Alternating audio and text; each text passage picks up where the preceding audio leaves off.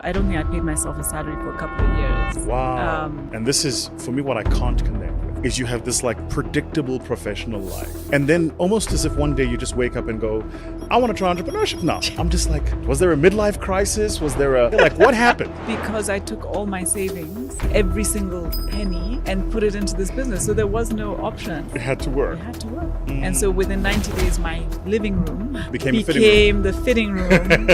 And my children were like, what happened to to our house? We quickly, within the first few months, realized this wasn't going to work. Right. And that's when we decided to open a physical store. Finally, became very clear how little of what Africans wear is made in Africa. I absolutely hate. And I'll say stuff like, why is it that color? Why is it that cut? I remember we were having this conversation and I was like, but we're people of color. How come all the suits are just like bland blank or bland blue? We can't bring in a little bit of identity. And then you go to the market and you realize there's actually nothing like that out there. So my dad was a wannabe entrepreneur. Oh dear. So he started tons of businesses. Like we had so many businesses that were registered. And when he passed away, it was like all these... You got to close them down now. But they had never done anything. Oh my God. So he was a dreamer. He saw opportunities, but he wasn't able to execute on them. Actually, some nights he'd be so drunk that he wouldn't even get out of the car. We'd wake up to go to school the next day and find him sleeping in the car. Wandia. Yes. When you think about Wandia at 3 years old, what was she like? So at 3, my father, who's Kenyan, was posted to Washington, D.C. He was the commercial attaché at the Kenyan embassy in Washington. And my mother, who's Canadian, followed. And at that point, I had an older brother and 2 younger brothers. Right. And so imagine at 3, my mother was having children one after the other. So we were 4. I was the only girl. Yes. And I think I was very invisible. Like my mother was completely overwhelmed with raising these kids, taking care of the house. We didn't have any house help, cooking, cleaning. I have pictures of myself with my hair completely unkempt and my baby teeth had gaps in them. It's not even funny. Don't laugh. They have gaps because those were cavities because our teeth were never brushed. Like I think we were neglected, and not out of malice. Yes. I just think she just couldn't cope. It was and the so yeah. I mean, I've tried figuring out why I have some of the dysfunctions I have, and it takes me back to being 3, Incredible. 3, 4, and feeling like no one really saw me. That's incredible. But I don't want to make it sound like she was a bad mother. She was really doing her best, but it was hard. It was hard. What was it like growing up as an immigrant child, basically, and spending some time in the U.S. while Dad was there? I don't remember. I mean, we left when I was 6. Right. So I don't remember feeling different. Right. I mean, being mixed race, I think when I came back to when we moved back to Kenya, because I was 6.5, and in Kenya, white people are called Mzungu. Yes. And so even though I'm not white, when I started going to school here, yes. all the other kids were like, Mzungu, you're this. And I was like, what? Why are they calling me white? I'm not white. So I think that was more of a bit of a shock, like being seen as different from other kids, even though I didn't really see myself as different. When you were younger, framing your identity, what did you see yourself as? I think when you're very young, you're just you. You know what I mean? Like your mother's your mother, your father's your father. But yeah, I think, like I said, in Kenya, the majority of Kenyans are full African, and I was because I had a white mother, that somehow made you a little bit different. It didn't mean our lifestyle was different. Like we didn't have money, or my dad was a civil servant. My mom was a teacher at a government school, so there wasn't much money. Right. it still meant that you sort of were a little different. So, as you got older, Yes. how did you choose the path you would later follow? This path of Entrepreneurship. His mom and dad Yeah. were, civil servants. You would have had a different. Yeah. They would have had a different perspective to life than the life you're living now. So my dad was a wannabe entrepreneur. Oh dear. Yeah. Tell me more about this. So he started tons of businesses. Like we had so many businesses that were registered. And when he passed away, it was like all these businesses. You got to close them down now. But they hadn't ever done anything. Oh my God. So he was a dreamer, and he saw opportunities, but he wasn't able to execute on them. Wow. But he would talk about ideas, and he would start, and he had ideas. His ideas were always, he had an idea to do educational toys at one point, or, he wanted to, he wanted to build real estate. There were things he wanted to do, and he would talk about. But no, he never actually implemented. And I think I wasn't conscious of it at the time. Like when I was making choices, I wasn't saying, oh, I want to be like dad, or I want to be like mom. But when I look back at the things I did do, they were very similar to what my dad had done. So my first degree was economics. Wow. He was a civil servant for the Kenyan government. I became a civil servant working for multilateral organizations and for the British government. Right.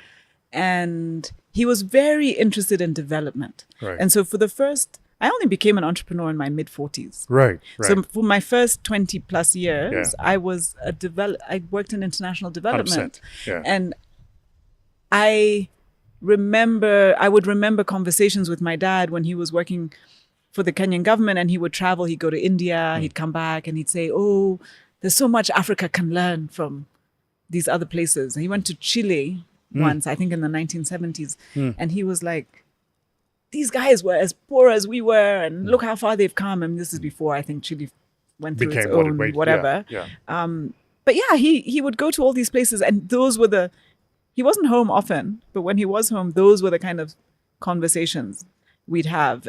Or when we'd go on holiday, he would put us into the car and drive us to factories. Oh, wow. To go and see.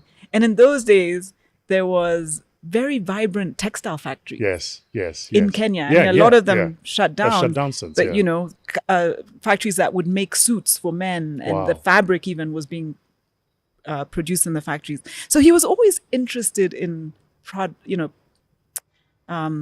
business, in productivity, in outcomes. But he was a heavy drinker. I think that got in the way. When you say he would drive you down, yes, would drive to factories, I imagine this is long before cars had seatbelt rules. Yeah, and we were many. We were like, I knew that was coming. Do you know what I'm saying? Like, we never had a station wagon, so it was a saloon car, and then you'd be like, what car was it? 5. It was a Volvo. Oh dear! It was one of those tin can ones, isn't it? That square shape. But they were known to be safe. Yes. Well. We always believed, and my dad wrote off 3 Volvos and never got a scratch. Wow. So we believe that Volvos were, the safer car. You said a few things about dad. Yeah. If you'll allow me to double click. The first thing you said is he was a dreamer. Yes. Did you ever see him dream out loud? Was that something he ever did with you as kids? Not in a sort of like, let's sit down and dream together, this, but he would say, "Oh, we're going to do this, or we're going to do that," and then it wouldn't happen. Yeah. Which is that? Do you think often about that in how you live your life? That you're not the person who just says and then doesn't follow through? I don't like. I like to deliver on my promises, especially to my kids. I think it's better to under-promise and over-deliver. I think I like to live with that sort of philosophy, because otherwise you're constantly disappointing someone. It's so good. Yeah. A hard discipline to learn, though. Yeah. But sometimes, and that's why I'm saying it's better not to say you're going to do it unless you're pretty certain that you are. That you will do it. And like I said, the younger the child, the more I think it bothers them if you're not doing what you say you're going to do. And that sort of teaches you, I think it teaches you not to expect, which I don't think that's a good thing. I think you should have expectations. Did you ever find in how you lived life that you might have encountered with people, either personal or in business, and immediately if they exhibited the behaviors of a dreamer who doesn't follow through, that is something that would irk me? Yeah. Yes. Yeah. Guilty. Yeah. Yeah. Yeah. Yeah. And maybe unfairly so. Yeah. Do you know what I mean? I might have this I have a definite bias towards action and delivery and execution. Yeah. I think I'm more drawn to people who say less and do more than, a lot. I think there's some people who are very gifted at talking. And actually, I think I think in business, it helps when you pair those people up. So some people are great at seeing the ideas. But then if they're not good at executing, then they need to find someone to sort of work beside them who can deliver. Yeah. You said Dad was a heavy drinker. How do you know? Because he came home drunk most nights. Yeah.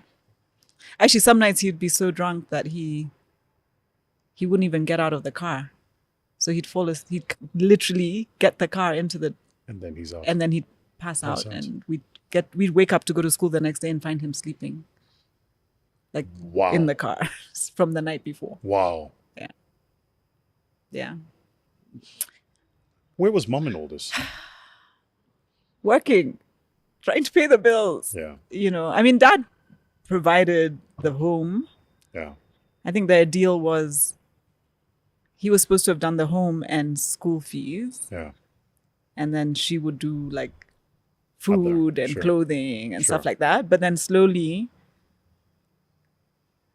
these are a lot of questions. Well, anyway, I don't mind. I think it's so there'd be times that we would be called back at school. Oh no. So assembly time. Oh no. Man. Can the following people stay behind? Oh no. Because school fees hadn't been paid. And then we'd get home, we'd be sent home, and my mom would say, I'll have to pay it. And she'd have to find the money. So then... My God. Then my dad would, I think, subconsciously be like, I guess you can afford to pay school fees now. So that's no longer my responsibility. But what it meant is that my mom ended up having to take on extra work. So she was a teacher in a classroom, in a school during the day, and then she would do extra tuition in the evenings. And so some nights she wouldn't be getting home until 9, 10 o'clock at night from the extra classes. My God. My God. What did I learn from that? I think I appreciated it, but I was almost angry at her for not pushing back harder. Do you know what I mean? Like, I think if my dad hadn't been there, it would have been one thing. But he was there. But he was there. Yeah. And I think she, in some ways, and I don't think it would have been easy, but I know women who would, in her shoes, would have just said, let the kid stay home until he picks up his socks and does what he's supposed to do. Yeah. And that reinforces the message to him, this is your responsibility. Yeah. But my mom took it on. Yeah. We'd come home, electricity would have been cut off. Yeah, sure. My mom would then pay. And then now he's off the hook. So she kept letting him off the hook. Something tells me you're not a let him off the hook kind of gal. I feel like you're the kind of girl who's like, I'm going to keep the hook there. Whatever the hook is. If you and I are committed, and it may, both in personal, but also in business, I feel like you're the kind of person who's like, if there is a commitment that's been made on either end, I'm going to hold you to it. I think it's important. I mean, I'm not saying that I would leave my children on the side of the road. Sure. And I haven't had to. Sure. Luckily, I've never been in that situation where I've had to let my children suffer. Yeah. Because of trying to hold on to this principle. So and that's why I'm saying maybe it's a bit unfair for me I don't want to judge my mother's choices too harshly.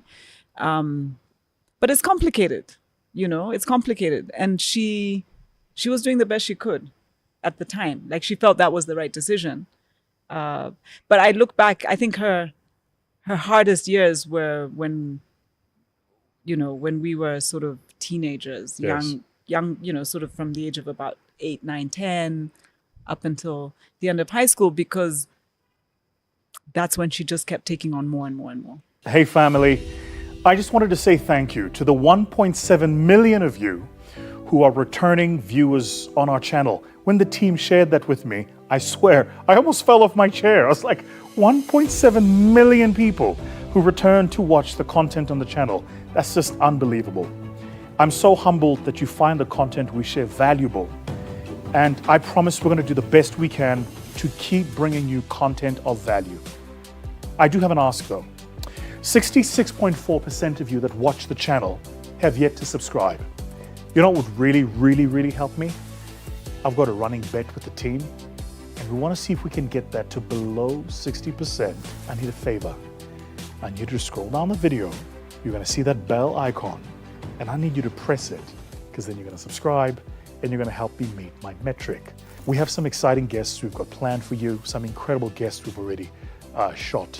You would have met Kasim for our first Ideas That Matter Plus video format of the content podcast, and it's already gone viral. We literally hit 30,000 views within the first day of posting it. No advertising, no marketing, we just put up a link. And I said to the team, I think we're onto something here. One of the things I'm very passionate about is making sure we leave the world better than we found it, and that we leave our community better than we found them. So, hit the subscribe button, and I look forward to sharing more content with you, more insights, more motivation, and just generally helping the world become a better place using this medium. All right, family, we'll talk soon. Cheers. What was your relationship like with Dad? Pretty non-existent for many years. I mean, he wasn't home. He was rarely at home. And we were a bit scared of him. Like he would come home and we'd all run to our rooms. Wow. You're kidding. Why? Because we didn't know if we'd be lectured. Like sometimes he'd come home and just lecture us. Like even though we haven't seen him for a week, but he'd come home and he'd be like, come here, sit down, da da da da da. And I think it was his way of trying to sort of assert His authority. But we were just confused by it because you haven't been around. So yeah, it wasn't easy. I didn't hate him. I just didn't know him that well. And so much later in life, when I finished university, my mom had left him at that point and moved back to Canada. And then I decided to move home.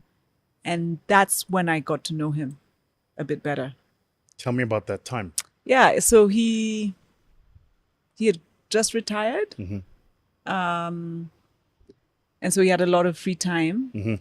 And it was only one of my brothers was was living in Kenya. So it was just him, and he was living with my dad. I didn't live with them, but we made a deal that we'd have dinner together every Sunday. So I would go round to his house every Sunday and we'd have dinner, and we would have conversations like this. Like he would say, hey, so how was work this week? What's going on? What do you think of this thing happening? It was at a time that Kenya was going through a big political change. We were going from a single party state to a multi-party state. And he was always very fascinated by politics. Like most Kenyans, we're very political, you know? So then he would ask me, what do I think? He asked me if I had a boyfriend. I was like, what? Since when? You know, like we never, our whole lives. It's always such like a thing when parents ask if you have a boyfriend, you right? know, but just the fact that he was even open to hearing it. You know, I was 23, maybe 24 at the time. Oh dear. And did you have a boyfriend? No. Okay. No, not yet. No, I not at that point. Yeah, I'd had one in Canada and then I'd moved back, so I didn't have one. Yeah. But I was just happy that we could have that conversation. When you got to know him at a human level, were you able to empathize a little bit with how you'd experienced him when you were younger? Yes and no. Mm-hmm. I mean, I think we're all a function of what was put into us. I mean, he grew up. I think the difference between I mean, my dad was born in 1932, Sure. right? His generation was the first generation to get a formal sort of Western education. So if I think about the difference between my grandparents, his parents, who never spoke English, never went to school, never drove a car, didn't have any exposure, never left the village. And then they have a son who started off with literally no shoes, walking barefoot to school, to getting a scholarship and going to Canada for university. I mean, the change, that between their lives, his life, and then raising children in a city with a foreign wife. I mean, it's just I get three generations so completely different. I get it.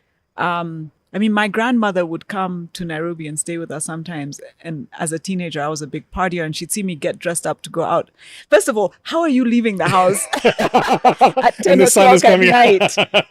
And then you're wearing a short skirt and makeup. I mean, she would just look at me like, what are you? Like, what is this? It was, so I think it was a lot for my parents' generation.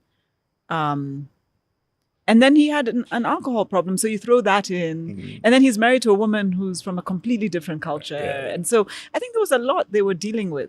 Yeah. So I still think he could have tried a bit harder. How did you end up working for an aid organization or development organizations? I imagine it had something to do with the kind of professions my parents had. Do you know what I mean? Like my dad being a civil servant and talking a lot to us about Kenya's journey, evolution and his travels. And so I did an MBA. As you do. In Cape Town, actually, at UCT. Oh, UCT, yes, GSB. I did the 1 year Great school. intense program. You did the 1 year one? I did the 1 year one. Yeah. That's the red eye, right? Yeah. I loved it though. Really? Yeah, I fell in love with Cape Town completely. Oh, dear. So when I graduated, almost everyone in the class was either going into investment banking or management consulting. Yes. And so I sort of thought that's what I should do too. Right. Because why else do you do an MBA? Right. And I tried it. Did you? So I came back to Kenya and I got a job. I had sort of been working anyway before the MBA at Citibank, but not in core banking. I was doing public affairs training, stuff like that. So I got a job at Citibank in real banking. Wow. And I hated it. I hated it. And I was like, which part of the bank were you in? oh God, do I even remember? I mean, it was sort of relationship management, Right. But I've never been excited. And by the way, this doesn't mean there's anything wrong if you are, but I've never been excited just by the idea of making money. Like making money just for the sake of making money. Right. Yeah. I mean, I want to make money. That's, I'm not pretending I don't, but I want to make money doing something that excites me. I'm with you. I don't want to just do it because it's going to make me money. Right. So banking just didn't feel exciting. And then a friend of mine sent me a job ad for a job that was at the World Bank in Kenya. And it was to be the operations analyst for the World Bank country director. Right. And so I applied and got interviewed, got the job, and that set me down a path of working on development type programs. So the next question, yes. I really want to get you to think through. Uh-huh. When I was prepping for this, I was like, I'd had a look at some of the interviews that you had done, had a look at the successes that you'd had a look at your bio, your profile, what we could find online. And one of the things that jumped out at me, and this is, for me, what I can't connect with, I can't digest this part, is you have this like predictable professional life of all of these things that you did. And then almost as if one day you just wake up and go, I want to try entrepreneurship now. and not just that, you then go, and I want to try it in this industry. And I'm just like, I don't know, man. It's like, first, the industry you chose was not the industry everybody else chose, right? A lot of people of your capability, talent, and skill were going into other finance, fintech, all of the other stuff. And you chose a real industry that produces real products for real consumers, hires real people in the real economy. And not only that, but you then did it as an entrepreneur. I'm just like, what happened? Was there a midlife crisis? Was there a fight with Wandia when she was younger? Like, what happened? So it wasn't like one day to the next. Right. So yes, I think there was a bit of a midlife crisis, but the crisis wasn't around clarity on I need to go and do entrepreneurship. It was, I don't know that I want to keep doing what I'm doing. Sure. So there was first a bit of disillusionment with the kind of work I was doing at the time. And I was a development advisor for the British government working in Sudan. And I had gotten into development because I wanted to work on actual programs where we could, see impact in terms of people's lives getting better. But the challenge was in a country like Sudan at the time, this was before the South Sudan had separated. It was a purely political program. We were there just for the political purposes. And that's not my strength at all. And so we were putting money into programs that I didn't feel were really making much of a difference. And yeah, I was just less and less convinced about what contribution I could make. Not that the program overall wasn't doing anything good, but just that I couldn't make a contribution. At the same time, I had become a mother. My kids were young. We had been moving around countries. We'd been in Uganda for a few years, moved to Sudan, and now we were going to move to another foreign country. And I was like, I just want to plant some roots. I want my kids to experience life, growing up around the same friends, going to a school where they can be at the same school for many, many, many years. And I had loved growing up that way, and I wanted that for my children. And so for me, the logical thing to do was to come home and move to Kenya. But because I didn't know what I was going to do, the organization I was working for said, we'll pay for you to do some coaching that will help you identify what else. I'm with you. And then I loved the coaching so much, I decided to become a coach. Oh, wow. I can see that in you. So I went and did a year-long coaching program. It was part-time, but over a year. So I did the coaching training and then the accreditation and certification.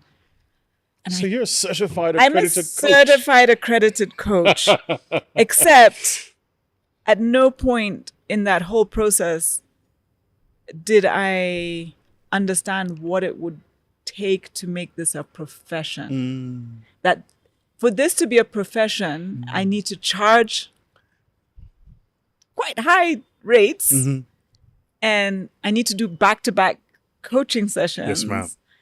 And they would be very intense, and it would drain me, and so I didn't actually end up pursuing it. So, but I went through that whole process, and I'm very glad I did, because I think coaching skills are very useful skills. But during that time, I've moved back to Kenya. I'm doing my coaching. I'm not really seeing that this is going to be the path forward. I started doing a lot of dance classes and fitness classes just because I had time. And so... See, this is what I mean with you. Now we went from coach to... Yeah. And so in that process, and I was doing it with a very close friend, we realized that we couldn't find the things that we needed. Like we couldn't find dance sneakers and Pilates mats and stuff like that. My kids were doing ballet, and we couldn't get ballet tutus and shoes for them. And so we were like, hang on, there's a whole gap here in dance and fitness. Yeah. So that was the initial plan. To be clear, this is the world pre-Lululemon. Yes. Well, no, I think Lululemon was there, but already, it wasn't but in Kenya. Here. They definitely weren't here. Sure. Actually, they're still not They're here. still not. I was about to say, yeah. I think they're in South Africa. They are in South Africa. Yeah, they're not here though. So yes, it was definitely, there wasn't much available. And so either you had to travel, or if somebody was traveling, you'd say, come back with my salsa shoes. Like I need proper ballroom dancing shoes. Gotcha. And so that was the plan. The plan was, okay, we'll start a business because my friend and I started it together, and we'll focus on dance and fitness. Tell me about the first 90 days of your business. So the first 90 days it was going to be an online only business. Right. We were going to import all the product Right. and market it through schools and teachers and dance communities. And that it was going to be seamless. And then what happened was every single person wanted to come and see and touch and feel and try. And so within 90 days, my living room became the fitting room and the inventory room and the stock, everything. And my children were like, what happened to our house? And so we quickly, within the first few months, realized this wasn't going to work. Right. And that's when we decided to open a physical store. Right. And because we needed to sign a lease and hire people and commit to the 6 years of paying very high rent, Right. we said, you know what? Maybe we should put some regular clothing in the store Gotcha. just in case. And then the clothing flew off the shelf. And that is when we realized there was a bigger need. It's incredible. Yeah. Were there moments in those early days where you legitimately thought about not pursuing it or giving up? No, because I took all my savings, every single penny, and put it into this business. So there was no option. It had to work. It had to work. So if you don't mind my asking Yes. this, so how does the MBA trained development professional, 20 years working in corporate, decide I'm taking all my money and I'm putting it into this thing? There's a hint of a maverick there, of a risk taker. I mean, I think I was young enough and I had built up enough sort of, experience that I knew I could always get a job. Okay. Do you know what I mean? Yeah. Like it wasn't, I think I had the confidence in my skill set and the fact that there was a lot of, whether it was consultancy work or something else, I had a bit of a safety net to fall back on if it didn't work. So, and my children's school fees was covered by their dad, so I didn't have to worry about that. I'm with you. So the basics were there. So I think I was broke for a long time. I mean, I don't think I paid myself a salary for a couple of years. Wow. Or Years. very, very little. Wow. Very, very little. Wow. But I also, I like being thrown into the deep end. I'm not that kind of person. You know the people who go into the pool slowly? Yeah. And the water's cold. Yeah, you go head first. I'm like, I'd rather jump. Let's just get it over with and then figure it out, just get in. Yeah, so I think that's not always a good thing, though.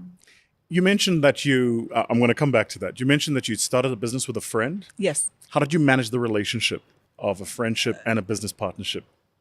Yeah, so we tried to run the business together. Yes. In the beginning, that was hard because you don't really, we hadn't taken the time to really define sort of who does what, roles, who's segregation better at of what. duties. Yeah. And then, so over time, we started to, articulate that a bit better. And then within the second year, she was asked by her parents to go and run their family business. Right. So then she remained a shareholder and a director, but stopped being day-to-day, which probably was a good thing because I don't know how easy it is to have two chiefs. Co-CEOs. Yeah. Yeah. So then I became the sole CEO and was able to then run it the way I wanted to. Not necessarily that it was the best way, but... And you've been running for how long now? 14 years. My God. Yeah, 14 years. I mean, they say once you survive that 5 years, you're okay. I don't know, though. Businesses collapse after... A lot do. Yeah, even but 50 years. kind of like the business model is in place, right? You know what you're doing now. I mean, I think you definitely have proven that there's product market fit and there's, a need. But I actually find this phase of the business probably the hardest phase. Why? Because now you're at scale, and now you really have to manage that. Speaking of at scale, Yeah. give us a sense of how big that scale is now. So there are two businesses within the group. Mm-hmm. I think combined we're about 450 staff. We have 30 physical outlets across 4 countries. We produce 95% of everything we sell in-house. So we do all the product development, the design, the sampling, the production. We do all our own logistics in Nairobi. We partner outside of Nairobi, obviously, but we create all our own marketing. It's very vertically integrated. Like the only thing we do not do is produce our own fabric. So we buy fabric, but then we even customize that in-house. So we do our own printing and everything else after that. So, Why did you take the decision to vertically integrate like this? You've now got businesses within the business? Yeah, because we didn't have that many options. Yes. So in many parts of the world, I find it fascinating when I meet a fashion entrepreneur in the States who has a massive brand and they have 2 staff. 100%. Do you know what I mean? Yeah. Because they hire a designer outsourced. Yeah. They send their sampling out to a sampling room somewhere else. Production is done wherever. It's sent to a warehouse. They don't own any of that. And I think that's great. And I think if we could have outsourced elements of it, we would have. But there wasn't really the option here. Like we didn't have. I tried to find factories in Asia that would produce for us, but their minimum order quantities were so huge, their timelines were so long, and we just couldn't take that risk. We're like, well, if we have to buy 10,000 of that one style, wait 3 months, pay up front for it to land, and then no one likes it. 100%. What do we do? 100%. So we needed a much more sort of nimble operating model where we test, even till today, we test our new styles with much smaller quantities. And then we're able to have it in the market within a few weeks. And then we can see what people like, what they don't like, and then we can adjust accordingly. So most big fashion houses will end up discounting 30 to 40% of their product because they had to make the decision so early. Whereas we don't have anywhere near that problem. Tell me about the complexity of expanding into different countries, in the US. This is huge, by the way. We're often used to brands going the other way, not our brands going there. Tell me about just the complexity of building a company with a culture that can compete in different geographies. So I don't know that we have figured that out completely yet, but I would say that the culture that we've been trying to build is one where, at least when it comes to the customer, is that you are very welcome. So we try to bring that sort of African hospitality to the shop floor. And here that may not seem that unique or different, but let me tell you, in the US, it stands out. Yeah. We have people walking into the store and they're like, oh my God, you're reminding me what retail used to feel like. Wow. 20 years ago. Wow. Before, rather than this cold and clinical. Yes. Right. And just, warmth, smile, come in, tell us who you are, let's that talk. Karibu Kenya energy. Yes. We take time. So in Kenya or in other parts of Africa, that might feel just normal. But it's not necessarily like that. In a lot of places you go to, it's self-service now. That's right. That's right. Whereas I like to say this story, but I mean, I've met clients who say, oh, Wandia, I'd really like to go to your store at this particular mall because the sales lady is my size, so she tries on for me. And I'm like, okay, that's the extent we'll go. That's good. To try and, help you figure out what works for you. Or men will come in and say, I think the person I'm buying for is your size. Just try this on. I see, what it looks like. What do you see Wandia and the brand in 10 years? Okay, so I'm gonna answer because I hear more than one question there. So where do I see myself personally? Where do I see the company? And I think, to put that in context, I want to just talk a bit about what excites me right now. And really, maybe 2 to 3 years after I started the business, it took me that long to understand this, but it finally, became very clear how little of what Africans wear is made in Africa. Got that. 90+% of everything we're wearing was designed outside, designed for somebody else, produced by somebody else. And that's okay. I'm not saying that that's all bad. I think it's okay that trade happens and, goods move across the world. But it always feels a bit crazy to me that we're a continent of 1.5 billion people. Sure. And there is such opportunity in the fashion world to create jobs, to utilize talent, to produce products that work for us. And somehow we haven't really captured that. That's so good. And a lot of the effort that is being made, and I think it's wonderful, but it's still very high end. A lot of African designers are still not that accessible to the majority of Africans. And so what I would like, not just Vivo, by the way. I mean, if we do this, great, but I want very many others to do this because we are so many. Sure. Is that we start to see the opportunity to dress ourselves even at the most affordable level. Got you. So, because if we don't do it, it will continue to be done by others. And I think even where we have seen countries take firmer stances on things like, let's limit how much secondhand stuff is coming in, unless we are ready ourselves to fill the gap, China's going to fill it. Of course. Others are going to fill Of it, course. right? So 10 years from now, I would like to see Vivo and the brands that we own available and accessible across Africa. Got you. In multiple different countries, cities, and in other parts of the world as well. And I think the challenges that Black people have around the world are shared. 100%. You know what I mean? Which is why Black skin products, Black hair products are popular in Brazil. They're popular in the US.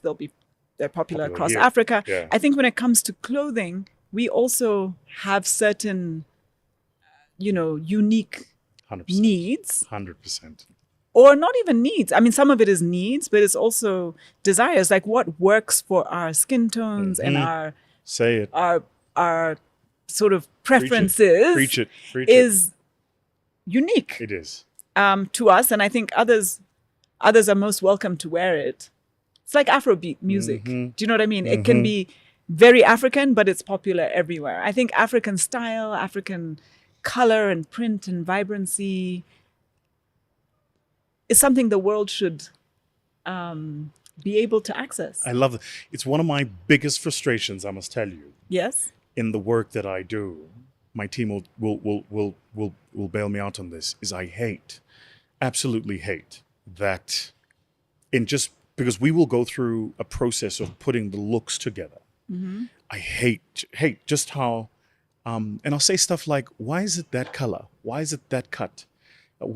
I remember we were having this conversation too, and I was like, but we're people of color. Yes. How come all the suits are just like bland blank or bland blue? It's just like, so you're trying to tell me we can't infuse a little bit of color? We can't bring in a little bit of identity, a little bit of, and then you go to the market and you realize there's actually nothing like that out there. There isn't anything out there that brings a sense of who we are into the apparel. Yeah. Either in design or language or even just what you're trying to communicate. Yeah. So I see this massive, it's like uncharted territory. I love this. And I think the more that we're able to sort of leapfrog, using technology, using the most modern equipment and things like that, we can make it affordable. Like, why should it be inaccessible? Yes. Why should like we deserve as much as anybody anywhere else Yes. to be able to walk into a store and buy the thing that appeals to us. And this sounds, maybe too extreme, but I'm like, unfortunately, a lot of people across this continent are, even down to their underwear, are wearing fact. used Underwear. underwear. I'm 100%. like, that's 100%. President Kagame was probably one of the presidents who most firmly came across and said, like, it's a matter of dignity too. Yes. Like we should have, Yes. access to new clothing. I think one of the first times I traveled here, maybe 15, 17 years ago, and I'd go walk down, and there were different parts of the city where there was clothes being sold on like the floor. And I was like, what? And it's like secondhand clothing. And my mind, I couldn't. And more recently, I went to Ghana. And there are entire like shore fronts that is just clothing that's dumped from all over the world. I'm going, hold on. Yes. Something surely is wrong here. And Kenya right? has the highest, the amount of secondhand clothing that we import is the highest in per capita in the world. No. And it is growing every year. No. Yes. And half of it is unsellable. I mean, Ghana has made this very public. They've shown you what it looks like, the amount of dumping. So it's a lot of waste. So these containers come, maybe half of it is sellable. No. The other half isn't. So what then? So that just gets thrown into waste landfills. And so it's a huge problem. But I don't even want to talk about that. I want to talk about the opportunity. And the opportunity to dress ourselves. And what does that mean? One is it means we get products that we love. I love this. And that work for us and bring out the this. best in us. We get to create jobs. We get to create wealth.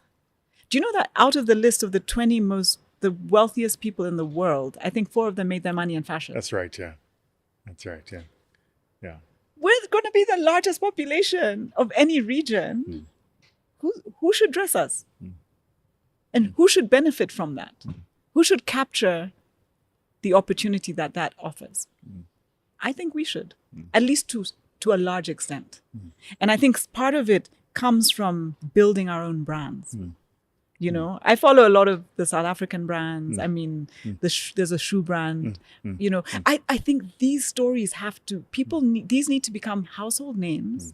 And we need to make sure that they can go across the continent and not just, which is why I think this Africa free trade and all of those things need to be made a reality sooner rather than later. Because the rest of the world is now worried about themselves. The contestation. And we need to be focused on creating wealth amongst ourselves. And I think, so to your point, I think for this generation, that is so important. We are connected enough now that we should be able to do this. And we're connected through music, the internet, social media. I mean, people follow. Look what a hit you are when you come here. Like, were you surprised at how many Kenyans, follow you? Do you see what I'm saying? Yeah. And if that's happening in your space, in sports, in music, shouldn't it happen in fashion too? I'm with you. Yeah. 2 more questions. Okay. First, what is on your gratitude list? When you think about things that you're grateful for, what's on that list? So it depends how specific I want to be. I'm always grateful for life and for my children and for health and things like that. But I think, when I try to ask myself on a more regular basis, what am I grateful for today? Because it's very easy to go through a day and not necessarily see that big. Not every day is going to give you this big thing. That's so good. But there are days that you can just be grateful that friend picked up the phone when you called them and listened. I mentioned that I recently lost my mother, and I don't have a very extended family that's here. The brother that I'm closest to lives in Canada. And in a Kenyan or in an African context, you'll know how much family comes together when you Yeah. lose somebody. Yeah. I have a very close South African friend, and he lost his dad, so I flew down. This was a few years ago, and I was completely blown away by how many scones people. I had never seen so We many. are a scones people. They bring them in the big buckets. buckets and buckets and buckets. And everybody comes with scones. Do you know what I mean? And they have tea for the whole week, right? So we have a version of that. We don't eat scones here, but Right. we have a version of that. And literally, my friends, because I don't have that family here, they became the family, Oh, and they wow. took over. Honestly, I kept saying to them, I'm in mourning, but I can walk. Like, I can move. You know what I mean? They wouldn't let me even get up to go to the kitchen So good. to make a cup of tea. Like, they organized prayers, they organized good. food, they So good. let people know, and people were coming to the house, and people, you know, so I'm in a state of very deep gratitude right My now God. that we weren't, you know, that we were surrounded and embraced. My And it doesn't, you know, it doesn't take away the pain, but there's pain if you're on the floor, and there's pain if you're on a pillow. Do you know what I mean? Amen. And it's the pillow and the surrounding that has helped. Last Yeah. question. What is on your prayer list? What are you praying for? My approach to prayer is I don't pray for something very specific. I don't pray for an outcome. I pray for guidance and for the grace to accept the outcome. Because I kind of think I don't have the foresight to always know that the outcome is the right or wrong one. Amen. Do you know what I mean? Amen. And so, He makes all things good in his time. yes. But then what do we need is that patience, 100%. that 100%. that grace. Preach it. So that's what I pray for, and that's when I'm most grateful, is when I know that there's something more than me alone that's helped me manage and deal, So good. you know, with whatever it is I'm dealing with. That's so good. And when I'm not dealing with it, I pray for forgiveness. Because there are many times that I don't extend the grace, that I'm way too hard on people. I'm quick to judge, I'm quick to assume. And then you realize that your assumptions were all wrong, and that they're doing the best they can with what they've been with what given. they have or what's in front of them right now. And so my prayers are thank you, forgive me, and guide me. Wow. Those would be the gist of them. Wandia, it's been such a privilege to spend time with you. The first time we met, you don't know this, but I had watched, because I was told that you and I would be on a stage together. And as is my process, I will research the people I'm with. And then I read press material about you, and then I'd gone and watched some stuff. And I must confess, I just found you fascinating. Fascinating. And the question I constantly was trying to answer is, what is this woman doing? Because I couldn't digest the perceived opportunities you would have had versus the life you have chosen. I was just like, this is just such a hard thing to do. And it's a hard time to do it because the potential upside in so many other things, it's just so easy and so clear. And she has the education and the network, and what is she doing? And then I got to meet you. And first thing about you that struck me was your smile. I was like, she's good people. And then we started chatting. I was like, and she's smart.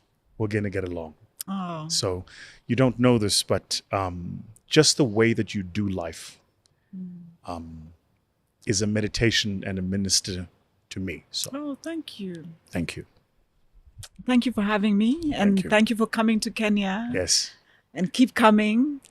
And on one of your visits, if not this one, please come and visit our factory and Well, and speak to my team. Done. So the Yes. factory thing is in. I Okay. have only one condition. Okay. You need to kit me out. Aha! Okay, so- Oh dear. Okay. Our menswear range is very I'm limited, aware. but That's exactly why I'm throwing it in there. We can tailor something, and I would love to hear what you see as the future for men's fashion Yeah. in Africa, because I think it's very unexplored. Yeah. Yeah. Yeah.